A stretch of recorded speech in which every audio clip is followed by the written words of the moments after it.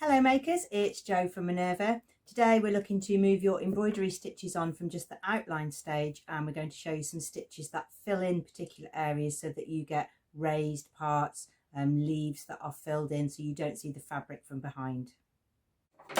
I have to wear my glasses for close work, so you might see those popping in and out of the screen and on and off the table. I've picked out a few things to get you started. A hoop is great, not essential, but it does help you hold your work more carefully. You'll need a piece of fabric. This is just a piece of cotton, a scrap piece or a piece of pillowcase or a piece of tea towel or something to get you started. I've got some needles. Those are hand embroidery needles. Some threads, a little selection of colours.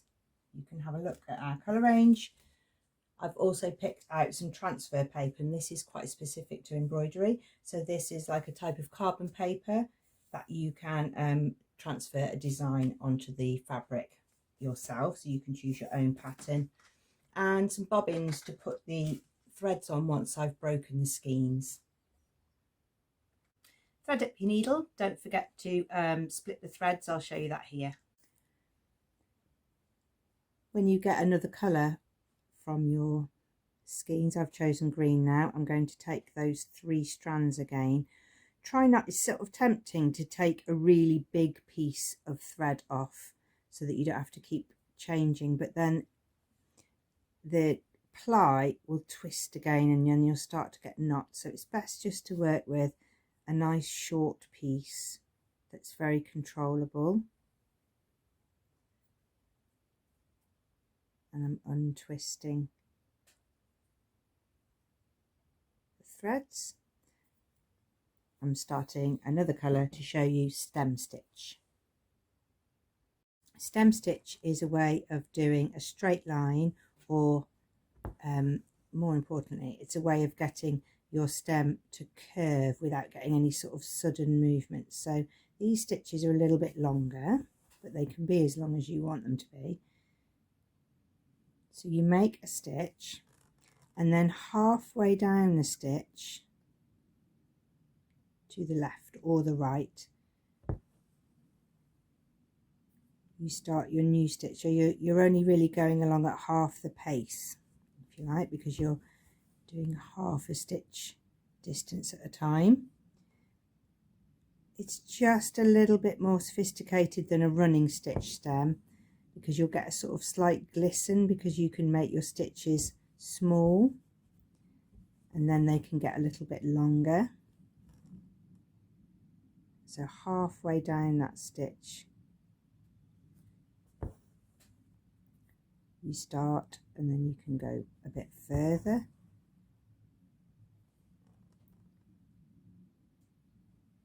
You've got to get it quite close. If you get it drifting too far away, you won't get that very nice slim straight line like that one. I've gone a little bit, I'm a bit short.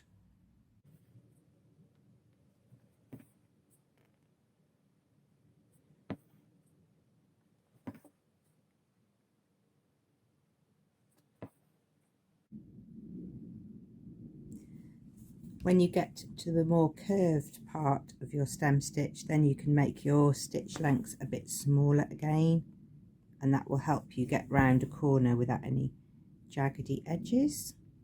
You're still, even though you're tempted to go to the other side of the stitch, you need to keep coming from the same side to get the rope effect. And that's the stem stitch.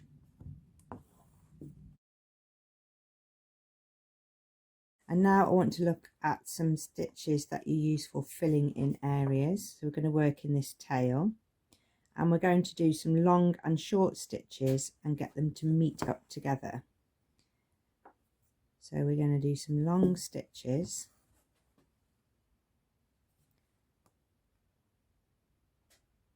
That start at the bottom of the feathers. And have those quite long. We need them quite close together.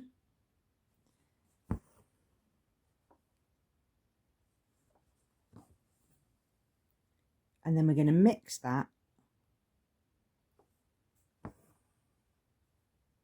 with some stitches that are shorter. So that's a long one, but now I'll need in that corner a short one. So these aren't all the same length. So there is a different stitch called a satin stitch, where you would do them all the same length and all the same way, and you get a very shiny texture. But if you do some long and some short, you get a different texture. So you get more of a sort of feathered edge.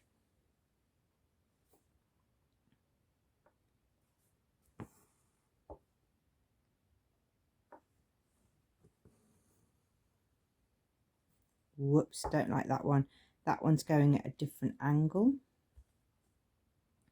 So that's going to spoil those tail feathers. I'm going to take that one out. And that's the trick with embroidery, really. As soon as you do one that you know is going to upset another stitch, then it's best just to go back and take it out, which is why these hand embroidery needles are good, because they have a nice big eye. So I didn't like the angle of that one, so I need that one to definitely meet here. Now I can do a short one going to there.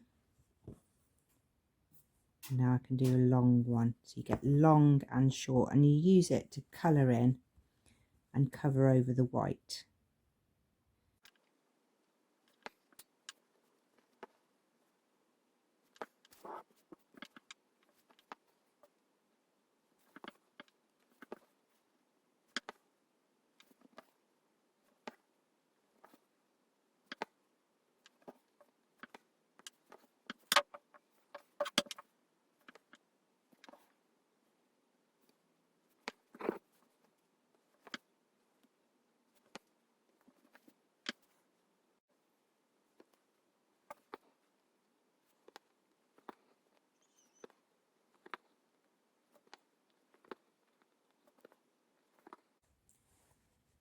And here's another example that I've done on another piece of work of this long and short stitch. So the light pink ones were shorter, the long pink ones went into the other colour, so it gives that sort of petal gradient.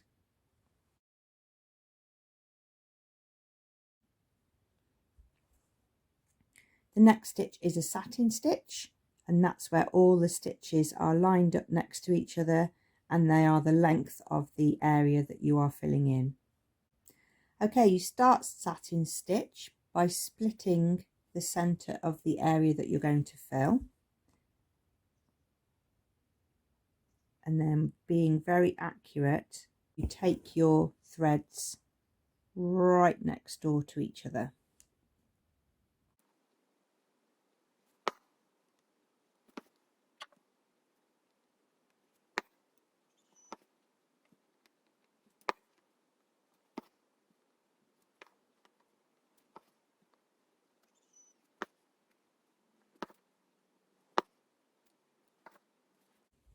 So this one is very, very smooth. You can see this one's got a feathered texture, but it's very smooth. So now I'm going to fill in the other half. Tie off your threads at the back by doing 2 little stitches, and then take your needle through the loop, and then you can snip it off.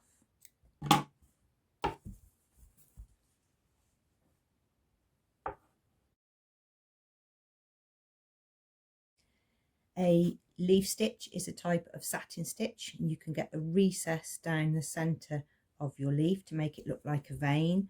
And the way you do that is first to put a row of back stitch up the centre of your leaf, and our satin stitch is going to hang from that each side.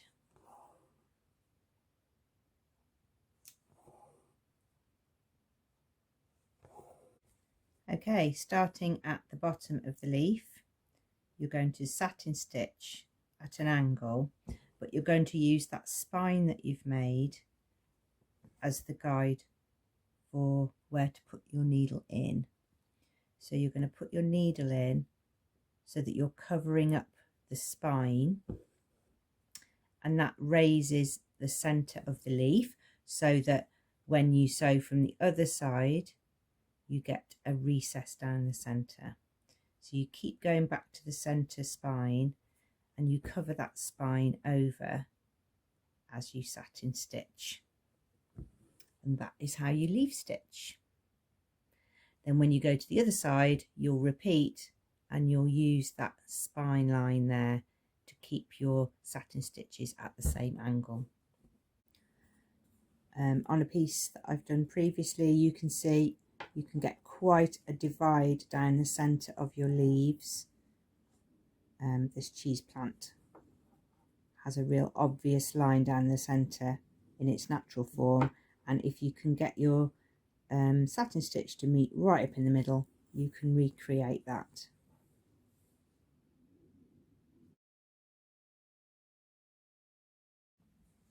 Okay, my next stitch is going to be a lazy daisy stitch. So that's for making one single petal shape in one stitch movement. So you won't be filling this in. You start at the base of the petal that you want to make, and then you make a loop shape going around the area. You go back in at the center, and your needle goes out at the top. So you should have your stitch starting at the bottom of the petal and your needle coming out at the top of the petal. And then you're going to pull the thread gently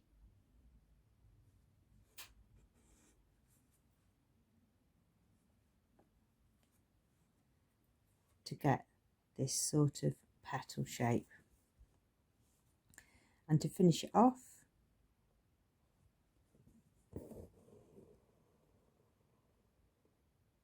you hook the end of it down. So that's all held down now. And then you can do a circle of those, I'll show you that in a minute, to make a full flower shape, or you can use them as little accents, like leaves, little baby leaves. If you do a lot of them, your floss will get twisted up, so you need to just let it unravel a little bit, and you can't pull it too tight because then it will just look like a straight slit instead of this round petal shape. So you wrap it around in the shape in which you want it to go, back in at the beginning, back out at the end.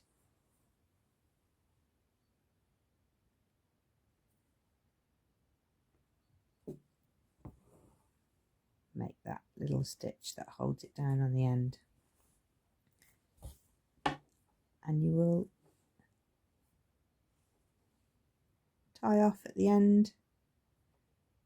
And you've got to be careful when you're tying off the end of lazy daisy stitches that you don't pull too tight, because you don't want to spoil the shape of the petals on the other side. One's a bit tight because it's lost its shape. This one's a bit loose, it's a bit baggy, and this one's just right.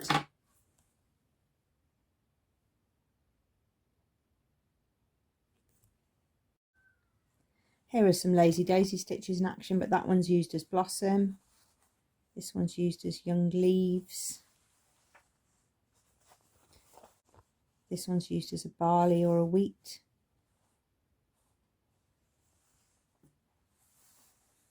And this one's used as a flower.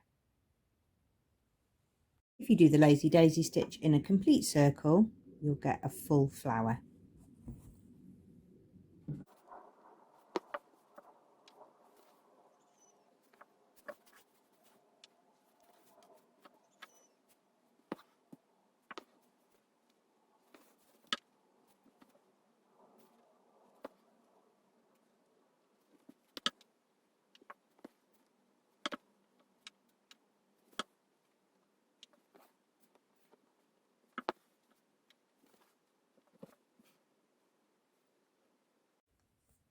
Once you've added a few more stitches to your repertoire, then you can start to fill in whole areas using a satin stitch or a short and long stitch, and then you can add that to your back stitch and your outline stitches, and you'll be able to create different looks.